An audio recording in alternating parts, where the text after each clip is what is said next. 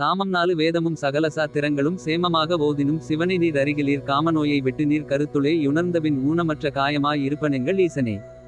விளக்கம்: 4 வேதங்களையும் உலகில் உள்ள அனைத்து சாத்திரங்களையும் நீங்கள் மனப்பாடமாக ஓதலாம். அதை ஒரு பாதுகாப்பான கலையாகவே வளர்க்கலாம்.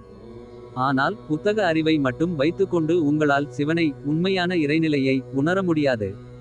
காமநோய் என்பது இங்கே உடல் சார்ந்த ஆசைகளை மட்டுமல்ல, மண்ணாசை, பொன்னாசை போன்ற உலகியல் பற்றுகளையும் குறிக்கும். மனதை அலைபாயச் செய்யும் இந்த ஆசைகளை விட்டுவிட வேண்டும்.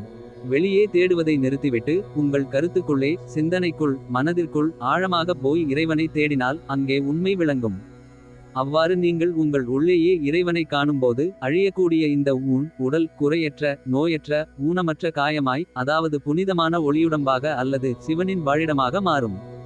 சுருக்கமான உண்மை: இறைவன் எங்கோ வானத்திலோ அல்லது வெறும் புத்தகங்களிலோ இல்லை. தேவையற்ற ஆசைகளை நீக்கிவிட்டு உங்கள் மனதிற்குள் உற்று நோக்கினால் உங்கள் உடலிலேயே சிவத்தை காணலாம் என்பதே இப்பாடலின் சாராம்சம்.